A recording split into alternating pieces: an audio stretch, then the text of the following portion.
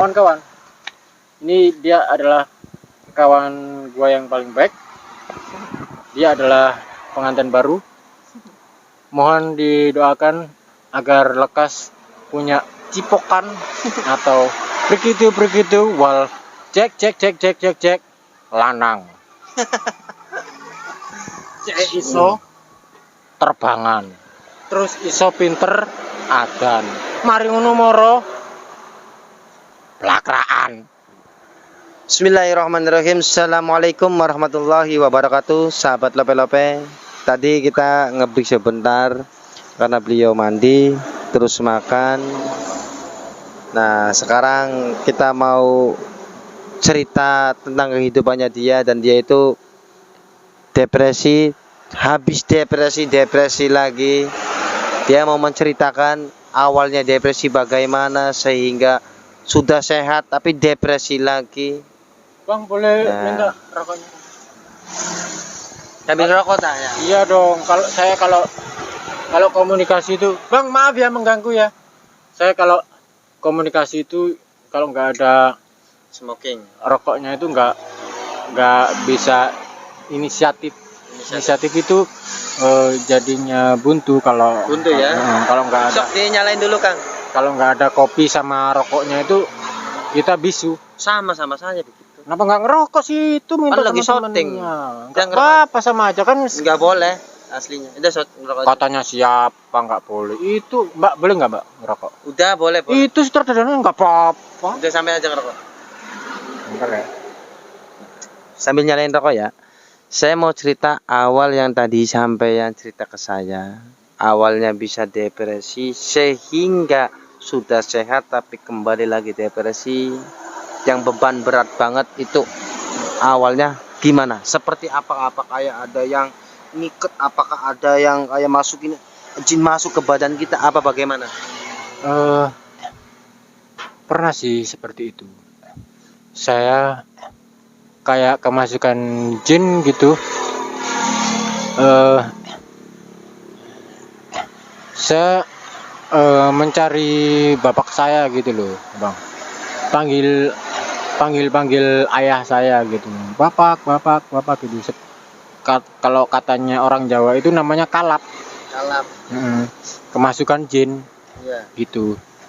Karena mungkin saya banyak beban pikiran, memikirkan pencarian, karena saya selalu tanda tanya setiap saya makan, setiap saya mandi, setiap saya sholat, setiap saya mau tidur, setiap saya bergerak apapun itu, yang selalu saya tanda tanya itu, siapa sih orang tua saya? Di mana sih orang tua saya? Saya harus mencari kemana? Gitu. Sedangkan informasi kan tidak ada. Pintu aja tidak ada. Gitu kan, Bang? Kan semuanya kan hampa. Jadi hanya membayang di pikiran kita doang.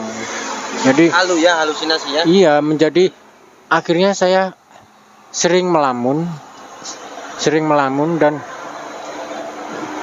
sering menyendiri di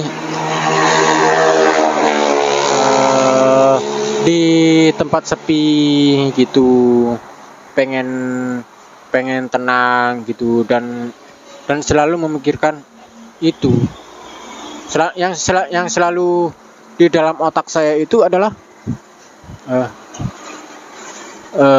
siapa sih orang tua saya yang sebenarnya, dan di mana, siapa dan di mana. Jadi yang ada di otak saya itu adalah siapa dan di mana orang tua saya yang sebenarnya. Nah, itu doang. Akhirnya pernah sih sampai, kan saya duduk di pos dekatnya sawah gitu, deket pekuburan, malam gitu kan, ISIS kan, Bang ya, sambil ngerokok gitu, sampai saya ngelamun, akhirnya saya tenggelam di lamunan itu. Akhirnya saya kemasukan jin, soalnya kan dekat pekuburan, dekat pemakaman. Akhirnya saya kemasukan jin, katanya anak-anak sana gitu.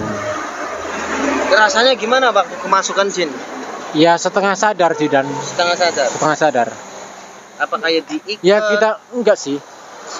Kalau mata itu sadar, cuman badan kita itu ada yang gerakin gitu. Dan mulut kita ada yang gerakin, kayak hanya teriak-teriak doang, gitu. Gitu. Iya. Tapi Jadi- raga nggak apa-apa. Kayak biasa ya, aja. Ya setelah di ruqyah dibacain Al-Qur'an gitu sama ustadz masjid di sekitar situ ya dan Iya. lalu saya sadar. Setelah sadar itu badan tuh rasanya kayak capek semua kan karena tenaga dikeluarin dari untuk teriak-teriak untuk gitu kan dan Korin ya yang masuk. iya apa namanya itu tenaga kita itu digerakin sama jinnya itu tadi lalu dikeluarkan pakai apa namanya surat-surat itu dari terus lalu saya disuruh sering-sering istighfar sama sholawat gitu. Iya. Iya. Nah, oke. Itu tahap awal pertama awalnya depresi karena menanyakan siapa sih orang tua saya dan di mana sih bapak saya. Ngomongnya seperti ini. Saya itu dari kecil tidak tahu bapaknya, ayah saya tinggalnya di mana sehingga beliau sekarang hidup di jalan mencari ayahnya, mengikuti halusinasi arah bisikan yang tanpa tujuan di mana orang tuanya. Mas Miftahul Huda, di saat Mas Miftahul Huda depresi, apakah Mas Miftahul Huda untuk mencoba berobat di pondok pesantren, orang dengan gangguan jiwa ataupun dokter saraf, pernah mencoba untuk? Enggak pernah. Enggak pernah. Katanya ustadznya sih dan ya. Tidak ada obatnya. Tidak ada yang bisa mengobati. Kalau bukan dari dirinya sendiri. Betul. Pembelajarannya di saat kita punya penyakit ataupun apa, penyakit dalam ataupun penyakit kita punya beban apa, kita yang harus bisa mengendalikan badan diri kita sendiri supaya kita sehat jasmani dan rohani. Itu pembelajaran buat saya pribadi dan sahabat Lope-Lope semuanya. Mas, saya cerita lagi, Mas. Mas Miftahul Huda sudah berapa lama kena depresi seperti ini? Sekitar 2 tahun sih dan. 2 tahun kesini. Iya. Berarti Iya. pas lulus kuliah? Iya udah lulus kuliahnya itu udah dapet sekitar 4 tahun. Gelar sarjana, Mas. Ya sarjana itu sih cuman D1. Oh, D1. Ya. Kuliah di mana tadi? Kuliah di Unibro. Hah? Unibro, Kota Malang. Oh, Kota Malang. Ya. Asli Bandung tapi sekolah di Malang. Iya. Yang biayain kuliah siapa, Mas? Cari sendiri. Cari sendiri. Iya. Sama ya juga sama dibantu sama apa namanya temen sih kan.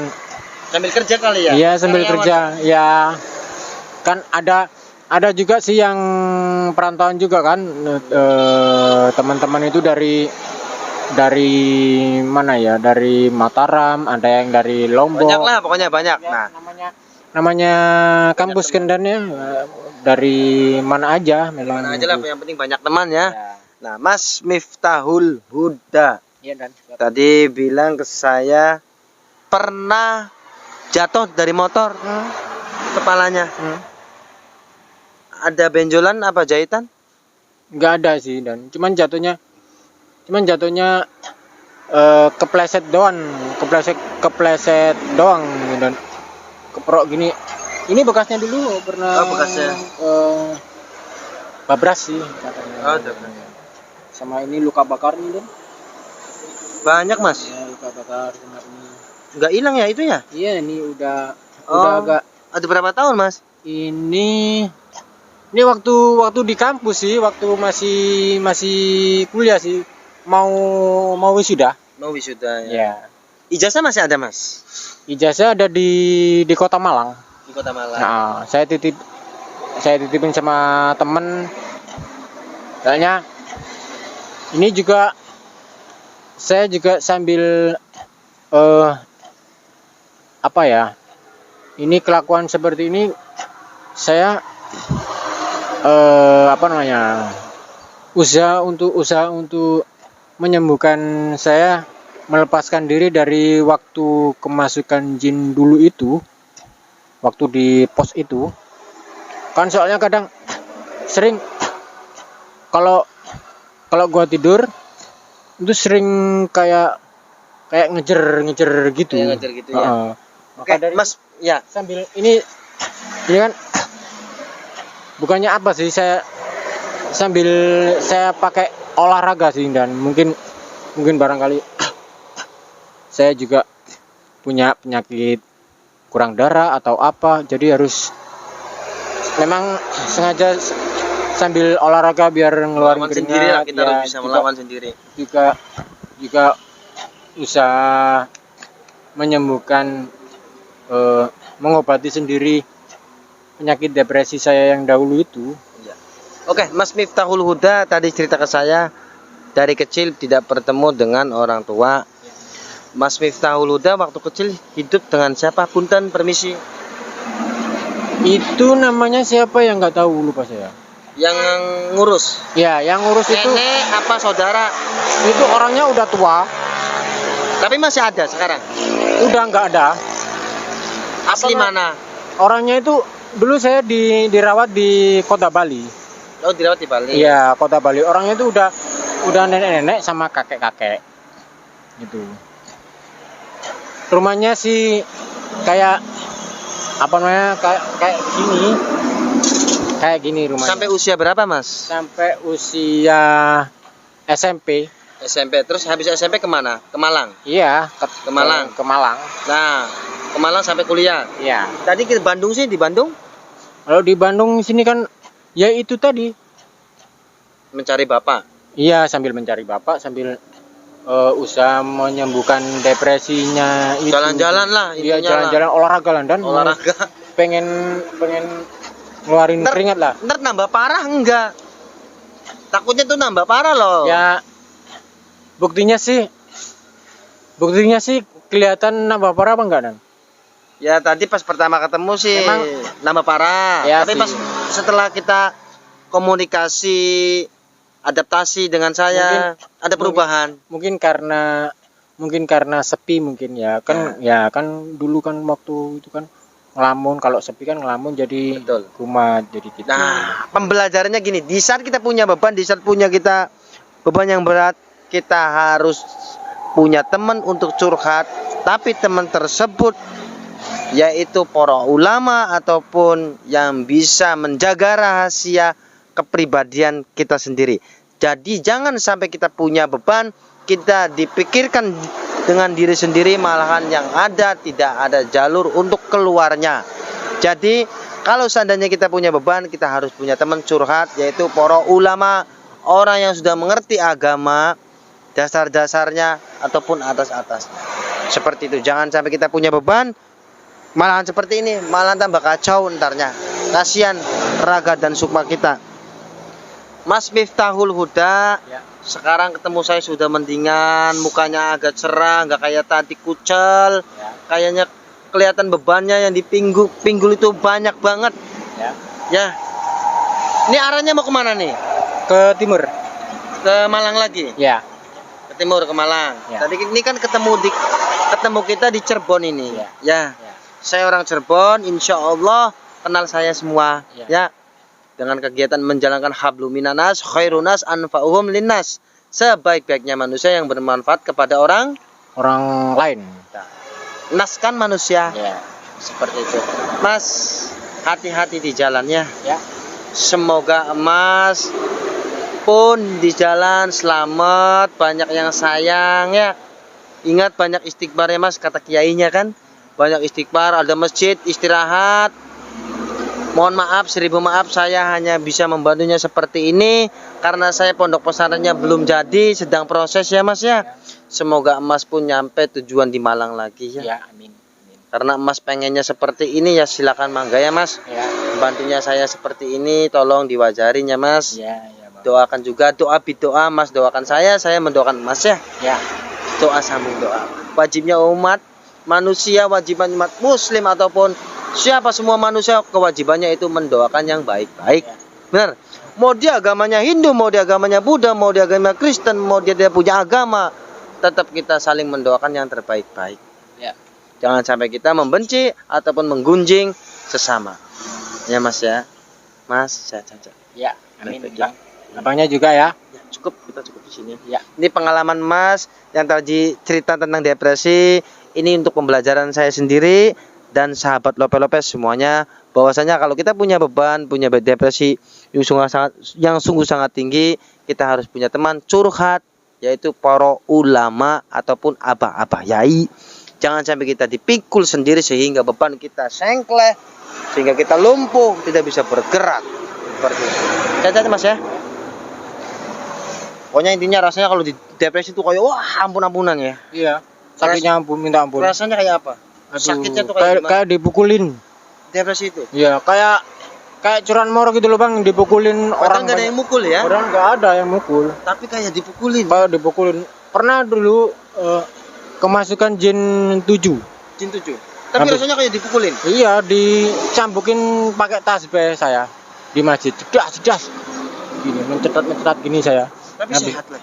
Iya, habisnya kayak lumpuh semua gini. Terus dikasih minum air putih doang. Udah segar lagi. Seger lagi. Iya. Itulah manfaatnya air putih. Air itu sumber kehidupan. Air itu sumber kehidupan. Manusia nggak ada air nggak bakal hidup. Bener nggak? Kering. Nah, makanya air, cintai alam, cintai lingkungan hidup kita. Apalagi ini air, bab air tuh. Sumber kehidupan kita. Terima kasih Mas. Ini buat pembelajaran buat kita semua Mas, hati-hati ya. Ya. Saya yang bisa membantunya seperti ini. Ya. Mohon dimaafkan ya. Iya, Bang. Terima kasih. Khairunas anfa'uhum linas, sebaik-baiknya manusia yang bermanfaat kepada orang lain. Karena pastinya Mbak Syarif Hidayatullah Sunan Gunung Jari Cirebon, ingsun dirip tajuk lan fakir, sejatinya fakir saudara kita yang di jalanan. Terima kasih. Tolong doakan, nama orang tua siapa Mas? Enggak tahu ya. Enggak tahu. Ya lupa ya. Maaf, sorry ya. Sorry. Terima kasih. Saya Amal Purwadinata. Salam Rahayu Sugeng Pangestu Mugia Rahayu. Wassalamualaikum warahmatullahi wabarakatuh. Waalaikumsalam warahmatullahi wabarakatuh.